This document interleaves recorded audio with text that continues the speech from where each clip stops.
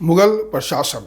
हम लोग मुगल प्रशासन पढ़ रहे हैं और कल हम लोगों ने प्रांतीय प्रशासन के बारे में जो है कुछ चर्चा किया था। मैंने कल आपको बताया था कि प्रांत में जो गवर्नर होता था या सूबेदार होता था उस पर नियंत्रण के लिए अकबर ने 1586 में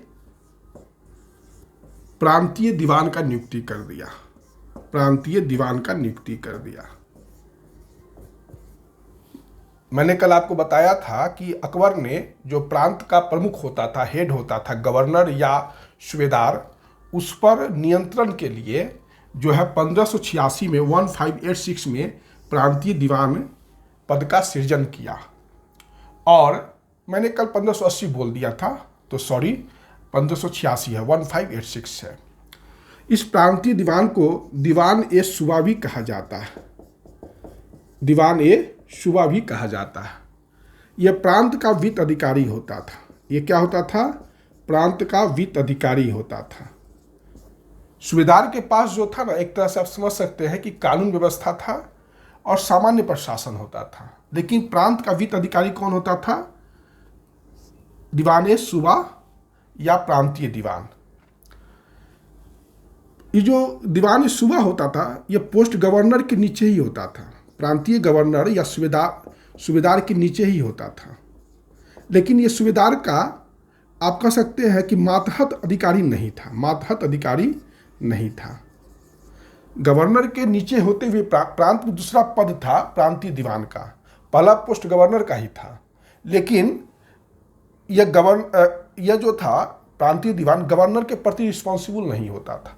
वो सीधे सारा रिपोर्ट जो है वो शाही दीवान को देता था। केंद्र में जो दीवान होता था, शाही दीवान, उसको देता था सारा रिपोर्ट। समझे? सारा रिपोर्ट किसको देता था? तो एक तरह से अकबर ने इस व्यवस्था के द्वारा प्रांत में नियंत्रण और रोक का, मतलब बैलेंस एंड चेक का सिद्धांत लागू किया कि प्रशासन में जो है भ्रष्टाचार नहीं आया। एक ही व्यक्ति जो है गवर्नर पावरफुल नहीं हो जाए, उस पर जो है नकेल कसा जाए और प्रांतीय दीवान को जो है शाही दीवान के नीचे, शाही दीवान के प्रति उसको रिस्पॉन्सिबल बना दिया।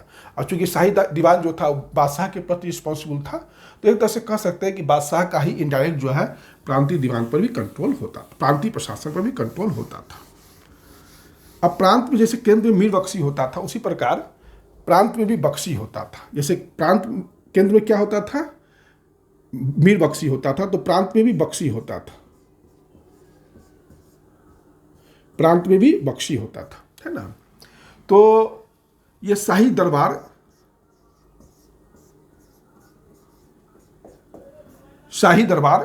का मतलब शाही दरबार जो है, इसकी नियुक्ति जो है मीर बख्शी का बख्शी का जो नियुक्ति था, वो मीर बख्शी के कहने पर शाही दरबार करता था। शाही दरबार का अर्थ बादशाही करता था, ठीक है। मीर बख्शी के लेकिन अनुशंसा पर मीर बख्शी का होता था। इसका काम था बख्शी का जो सूबा प्रांत या सूबा की सेना का देखभाल करना। देखभाल क्या करना? उसका व्यवस्था करना। और कभी कभी बख्शी को वाकिया निगार भी कहा जाता था। बख्शी को क्या कहा जाता था? वाकिया निगार भी कहा जाता था या वाकिया निवास भी कहा जाता था। वाकिया निगार या वाकिया निवास। इसमें यह होता था, इसका काम होता था कि सूबा की सारी जानकारी को केंद्र को दे देना। जो भी जानकारी है, सैनिक संबंधी जानकारी है, वो सारा जानकारी केंद्र को देना, है ना? तो एक ही व्यक्ति को मतलब ये सारा जानकारी इसी को दे दिया जाता था, ठीक। मतलब वाकिया निगार, फिर समझिए बख्शी जो है कभी कभी वाकिया निगार या वाकिया निवास की तरह भी काम करता था। निसार, वाकिया निसार की तरह काम करता था। तो इसका काम यह था कि जो प्रांत का सारा जानकारी है, सूचना है, वह केंद्र को देना, मुख्य मीर बख्शी को देना। बख्शी जो है प्रांत में सेना का वेतन देता था। प्रांत में सेना का वेतन देता था। सेना का वेतन देने का अधिकारी था। प्रांत में जितने भी सैनिक होते थे उसका वेतन कौन देता था? बख्शी देता था। लेकिन मीर बख्शी जो होता था केंद्र में, वो सेना को वेतन नहीं दे सकता था। वह सेना को वेतन नहीं दे सकता था। सेना को वेतन कौन देता था?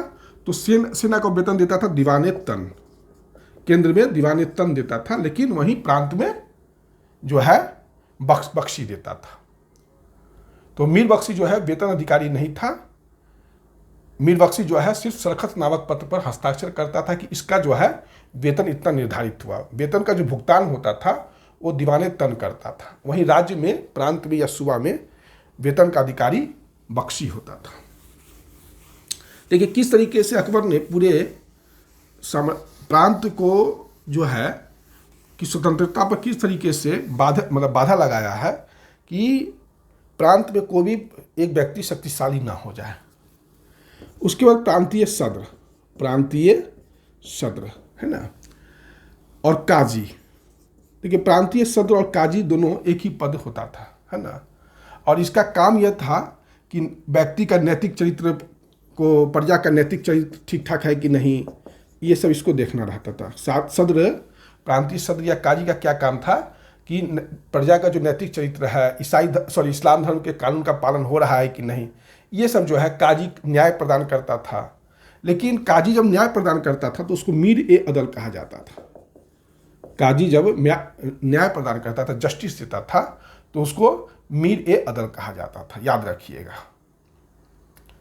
प्रांतीय सद्र और काजी प्रायः एक ही व्यक्ति होते थे, लेकिन जब काजी न्याय प्रदान करता था तो उसको मीर ए अदल कहा जाता था। और सद्र का क्या काम था, तो इस्लाम के कानून का पालन हो रहा है कि नहीं, प्रजा इस्लाम के कानूनों को ठीक से पालन नहीं कर रहा है, ये सब देखना सद्र का काम था। सद्र और काजी में थोड़ा सा यही डिफरेंस है।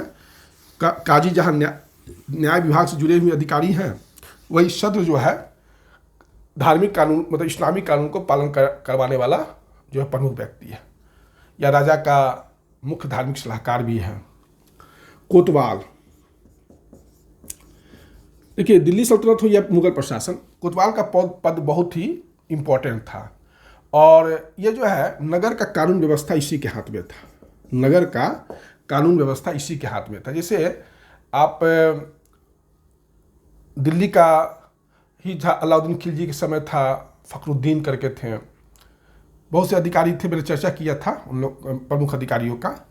तो कोतवाल का क्या काम था, नगर या बड़े शहर या राजधानी में तैनात होते थे और कानून व्यवस्था ये चेक करते थे। अब ये हो गया प्रांत के ये प्रमुख अधिकारी थे। अब प्रांतों को बांटा गया, मैंने आपको कहा था कि मुगल साम्राज्य सूबा में बांटा गया था और सूबा जो है सरकार में बांटा गया था। साम्राज्य को सूबा में बांटा गया तो सूबा या प्रांत में बांटा गया था, और प्रांत या सूबा को सरकार या जिला में बांटा गया था, है ना। सरकार का जो प्रमुख अधिकारी होता था वो फौजदार होता था। सरकार या जिला का प्रमुख अधिकारी कौन होता था, फौजदार होता था। फौजदार का क्या काम था, लोगों का रक्षा करना, लुटेरा से कानून व्यवस्था देखना, ये सब जो था फौजदार का काम होता था। उसके बाद यहाँ पर एक इम्पोर्टेंट अधिकारी सरकार में, जो सेकेंड इम्पोर्टेंट अधिकारी अमाल गुजार होते थे। अमाल गुजार, या इसको आमिल भी कहा जाता था। अमाल गुजार या आमिल।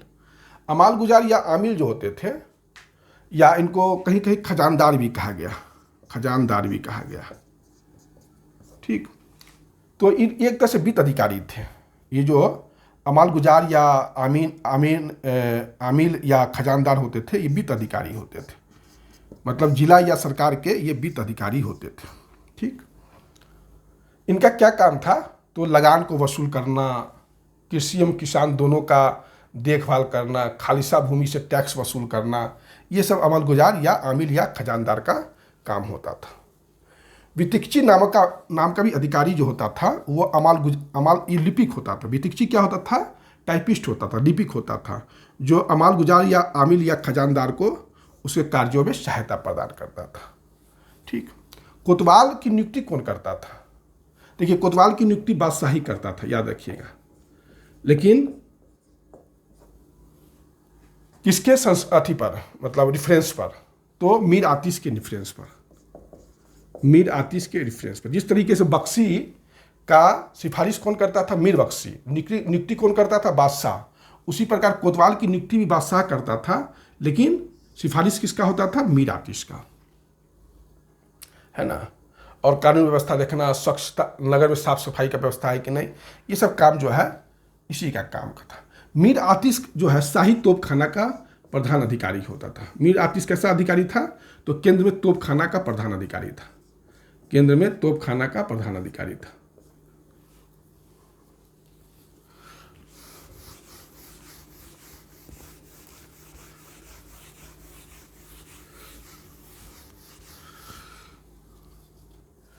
उसके बाद दीवान ए तन।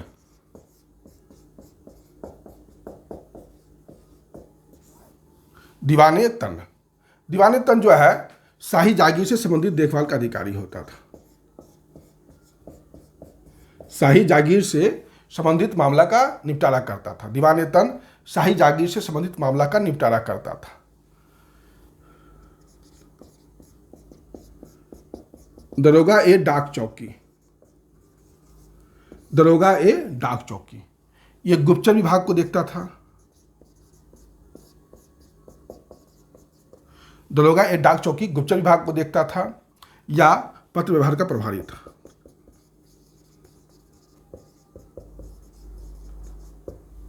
दरोगा ए डाक चौकी गुप्तचर विभाग का अधिकारी था या पत्र व्यवहार का प्रभारी था।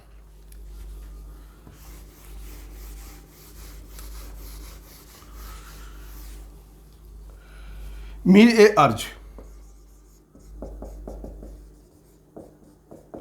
मीर ए अर्ज, बादशाह के पास जो आवेदन पत्र जाता था तो उसको प्रस्तुत कौन करता था? मीर ए अर्ज ही प्रस्तुत करता था। बादशाह के पास जो आवेदन पत्र जाता था उसको मीर ए अर्ज ही प्रस्तुत करता था। फिर मीर ए बहर। मीर ए बहर, मीर ए बहर जो था जल सेना का प्रधान था। जल सेना का प्रधान कौन था? मीर ए बहर। मीर ए तोजक। मीर ए तोजक या तुजुक। मीर ए तोजक या तुजुक इस किस विभाग का था? तो ये धर्मानुष्ठान का अधिकारी था।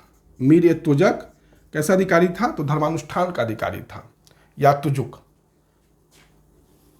मीर ए बहर हो गया जल सेना। मीर ए बर, मीर ए बर जो है वो वन विभाग का अधिकारी हो गया। मीर ए बर वन विभाग का अधिकारी हो गया, वहीं मीर ए बहर जल सेना का अधिकारी हो गया, प्रमुख अधिकारी हो गया। एक होता है दीवान ए बेउतात। दीवान ए बेउतात या नाजिर ए बेउतात। नाजिर ए बेउतात, तो दीवान ए बेउतात या नाजिर ए बेउतात जो था, मैंने आपको दिल्ली सल्तनत में पढ़ाया था। दीवान ए बेउतात जो था आपको शाही कारखाना का अधिकारी होता था। शाही कारखाना का अधिकारी होता था, उसी को नाजिर ए बेउतात भी कहा गया है। तो मुगल काल में भी दीवान ए बेउतात और नाजिर ए बेउतात नामक अधिकारी होते थे और ये शाही कारखाना का प्रमुख अधिकारी होता था। इस प्रकार आज हमने कुछ सबसे पहले साम्राज्य के प्रमुख अधिकारियों का चर्चा किया, फिर प्रांत के प्रमुख अधिकारियों का चर्चा किया, प्रांत या सूबा के प्रमुख अधिकारी का चर्चा किया, फिर हम सरकार या जिला के प्रमुख अधिकारी की चर्चा किए। अभी कुछ अधिकारियों की चर्चा हम आपको नेक्स्ट वीडियो में करेंगे। आप लोग इस वीडियो का ज़्यादा से ज़्यादा फायदा उठाएं। इस वीडियो में बहुत ही सारगर्भित बातें हैं परीक्षा के संबंध में। जो संघ लोक सेवा आयोग, राज्य लोक सेवा आयोग है, उसमें ये काफ़ी फ्रूटफुल है। ठीक है, आज का वीडियो इतना ही, फिर धन्यवाद।